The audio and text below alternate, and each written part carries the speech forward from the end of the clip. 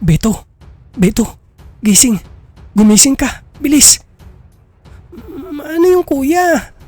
Anong nangyayari? Madaling araw pa. Kuya! Kuya Karding! Tulong! May dilat ng mga mata sa butas! Kuya Karding! Hindi ako makahinga! Ayop ka! Umalis ka dyan! Huwag mong galawin ang kapatid ko!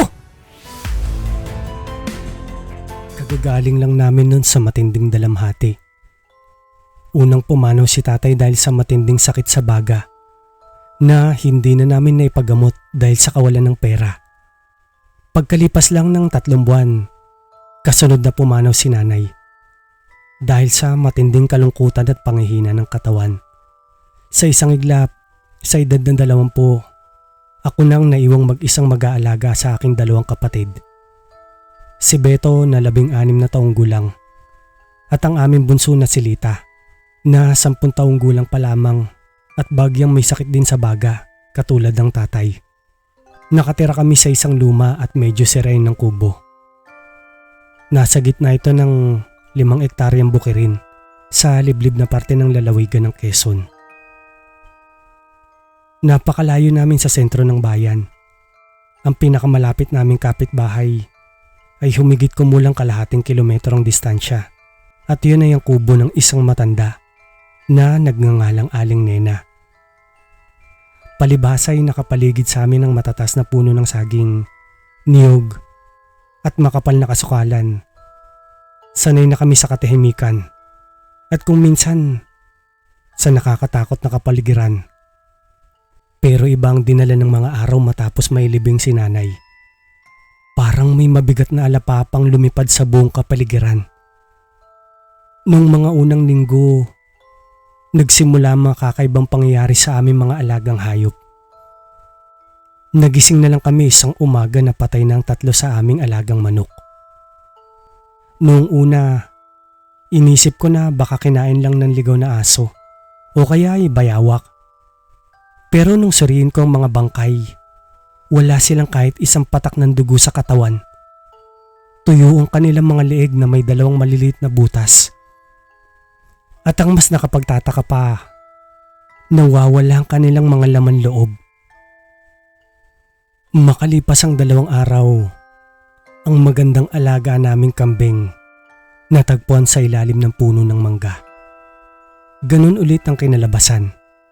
Walang dugo, tuyo ang bangkay, at wala ring laman loob. Dito na nagsimula ang matinding takot sa kapatid kong si Beto. Kuya, hindi na to gawa ng ligaw na aso o kaya ng bayawak. Wala namang aso na umiinom ng dugo at kumakain ng bituka. Saka tignan mo, itong mga bakas ng putik malapit sa talian ng kambing. Ano yan, Beto? Bakas ng malaking hayop? Yun na nga nakakatakot, kuya. Hindi ito bakas ng hayop. Bakas ito ng paa ng tao. Pero napakahaba ng mga daliri. Tapos yung kuko ang haba, oh. Mukhang paa ng taong naglakad ng nakayapak. Baka naman magnanakaw lang yan mula sa kabilang baryo. Huwag ka naman mag-isip ng kung ano nasa harap ni Lita. Natatakot yung bata, oh. Kahit pilit kong tinatapangan ng loob ko sa harap ng mga kapatid ko, ang totoo'y nanginginig din ako sa takot.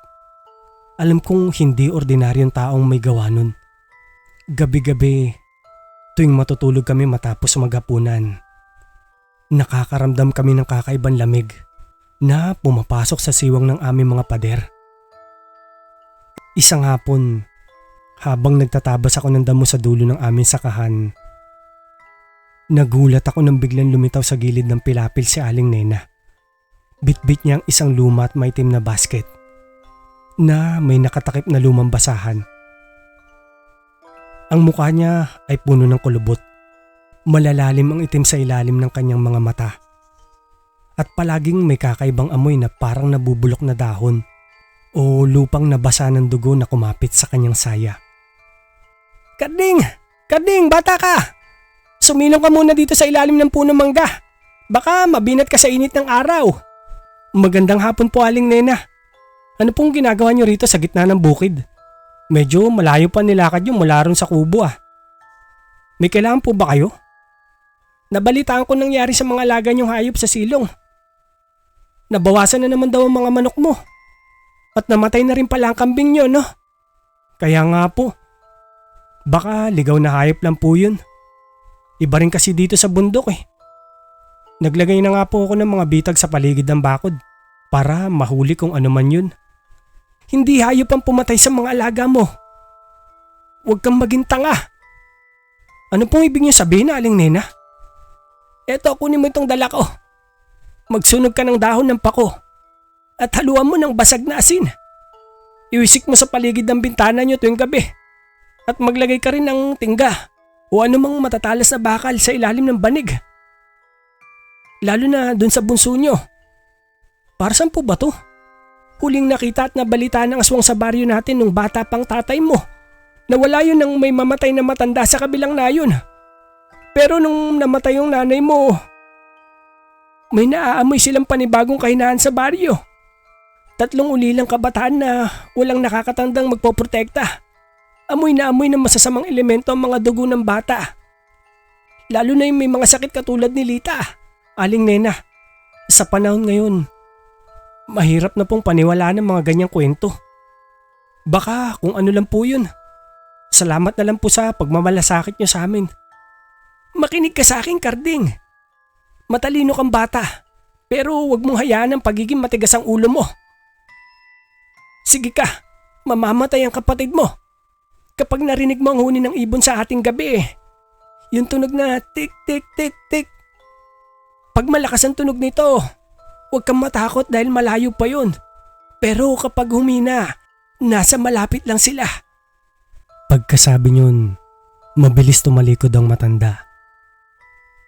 Pinitik ko ang strap ng aking kalabaw para magpatuloy sa pagtatrabaho. Pero hindi mo wala sa isip ko ang kanyang mga sinabi. Pagdating ng gabi, lumakas ang hangin sa labas. Ang mga dahon ng saging ay naglalatigo. Lumilikha ng nakakatakot na mga tunog. Sa loob ng aming kubo, nagluluto ako ng konting hapunan. Kuya, wala na tayong masyadong sigampang gatong sa labas. Naubos na yung mga tinambak natin kahapon. Paano kung bumalik yung mga hayop na yun? Tapos patayin nila yung 2 pang natitira nating manok. Kumain ka na lang dyan, Beto. Magtataga ako ng konting kahoy. Lita, nainom mo na ba yung gamot mo? Opo, Kuya Karding. Uminom na po ako. Pero, Kuya, natatakot po ako matulog sa silid ko. Bakit naman, Lita? May masakit ba sa'yo? Hindi po. Kasi po, kagabi po, nung tulog na kayo ni Kuya Beto, narinig ko na naman po yung mga kaluskos sa taas ng bubong. Matatalas po yung mga tunog, Kuya. Parang may kumakalmot ako sa bubong ko. Tapos may narinig din po akong huminga sa taas. Baka pusa lang yun. O kaya'y daga. Huwag kang mag-alala. Ngayong gabi, katabi ka namin ni Beto. Kahit pinalakas ko ang loob ni Lita, ang totoo ay hindi ako mapakali. Kinuha ko ang pinakamatalas na bolo at nilagay ko to sa tabi ng aking higaan. Pumatak na ang hating gabi. Tulog na rin si Lita sa kanyang silid. Naririnig ko rin ang mabigat na paghinga at hilik ni Beto. Ako lang ang natitirang gising. Nakatitig sa kisaming gawa sa kawayan at sa bubong na pawid. Walang kabilugan ng buwan noon, sadyang napakadilim ng buong paligid. At bigla na lang huminto ang lahat ng tunog sa paligid. Nawala ang huni ng mga kuliglig. Nawala ang lagaslas ng hangin sa mga puno ng saging. Pati ang huni ng mga tuko sa gabi, nawala rin. Tumagaktak ang malamig kong pawis. Dahan-dahan kong inabot at hinawakan ang aking bolo. Dito ko narinig ang tunog mula sa malayo. Tik, tik, tik. Medyo malakas at mabilis ang huni.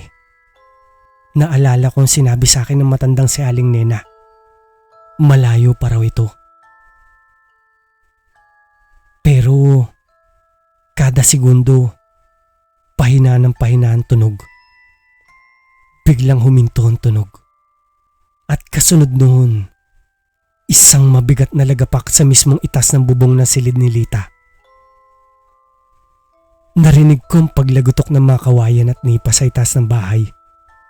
Itinulak at kinalmot ang mga pawid. Beto! Beto! Gising!